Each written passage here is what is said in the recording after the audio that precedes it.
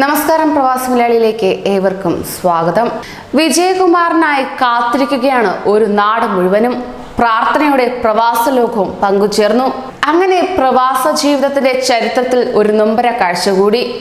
ആനമാറി വടകംപാടത്തെ വിജയകുമാറിന്റെ വരവിനായി പ്രിയതമയുടെ ചേതനേറ്റ് ശരീരവുമായി കണ്ണീരോടെ കാത്തിരിക്കുകയാണ് ഒരു നാട് മുഴുവനും. നാട്ടിലെത്തുമ്പോൾ നിറപുഞ്ചിരിയും ഏറെ സ്നേഹവുമായി കാത്തു നിൽക്കാൻ പ്രിയ പത്നി ഗീതയില്ലെങ്കിലും 17-നെങ്കിലും വിജയകുമാറിന് നാട്ടിലെത്തിയേ തീരൂ. 2 ദശാബ്ദത്തോളം തന്റെ പാതിയായി ജീവിച്ചവളെ അവസാനമായി ഒരു നോക്ക് കാണാൻ, പ്രിയപ്പെട്ടവൾക്ക് അന്ത്യചുംബനം നൽകി യാത്രയയക്കാൻ, പിന്നെ പ്രിയമായ അമ്മ മാധവിയെ കെട്ടിപ്പിടിച്ച് സങ്കടക്കടൽ കരഞ്ഞു തീർക്കണം. കോവിഡ് കാലത്ത് ഹൃദയാഘാതത്തെ തുടർന്ന് അകാലത്തിൽ പൊളിഞ്ഞ ഗീതയുടെ മരണം ഇന്ന് വിജയകുമാറിന്റെ മാത്രം വേദനയല്ലാതായിരിക്കുന്നു. ഭാര്യയെ അവസാനമായി ഒരു നോക്ക് കാണാൻ ഒരു വിമാന ടിക്കറ്റിനായി കരഞ്ഞു കണ്ണുകലങ്ങിയ വിജയകുമാറിന്റെ ചിത്രം ഇന്ന് പറന്ന നാടിന്റെ നൊമ്പരമാകുന്നു. പ്രിയനുമൊത്ത് കണ്ട സ്വപ്നങ്ങൾ പാതിവഴിയിൽ ഉപേക്ഷിച്ചാണ് ഗീത മടങ്ങിയിരിക്കുന്നത്. വിജയകുമാർ കഴിഞ്ഞ ലീവിന് നാട്ടിലേക്ക് വന്നപ്പോൾ തന്നെ തറകെട്ടിയൊരുക്കിയ വീടിന്റെ പണി ഇനി ആർക്കു വേണ്ടി പൂർത്തിയാക്കണം? മക്കളില്ലാത്തതിന്റെ വേദനയ്ക്കിടയിൽ സുഖദുഃഖങ്ങളും ഇണക്കവും പിണക്കവുമായി ഒപ്പം നിന്നവൾ പറന്നു പോയിരിക്കുന്നു.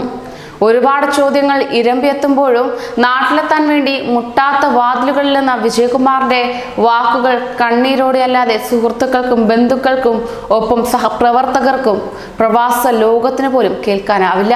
അതുകൊണ്ട് തന്നെ അവർ നിശ്ചയിച്ച് ഗീതയുടെ സംസ്കാരം വിജയകുമാർ എത്തിയിട്ടു മതി.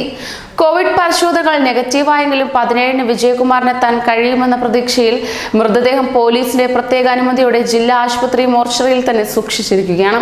ഹൃദയാഘാതത്തെ തുടർന്ന് 10-ന് മരിച്ച ആനമാറി വടകംപാടത്തെ ഗീതയുടെ ഭർത്താവ് വിജയകുമാർ ജീവിതത്തിന്റെ സുവർണ കാലങ്ങളിലേറെയും പ്രവാസിയായിരുന്നു.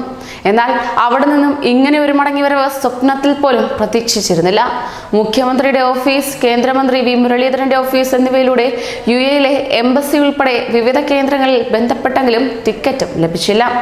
നാട്ടിലേക്കുള്ള വിമാനത്തിൽ ആരുടെയെങ്കിലും യാത്ര ഒഴിവായാൽ അത് തനിക്ക് ലഭിക്കുമോ എന്ന പ്രതീക്ഷയിൽ വിജയകുമാർ 2 ദിവസമായി ദുബായ് വിമാനത്താവളത്തിൽ കാത്തിരിപ്പിലാണ്. എന്നിരുന്നാൽ തന്നെയും നിരാശയാണ് ഫലം.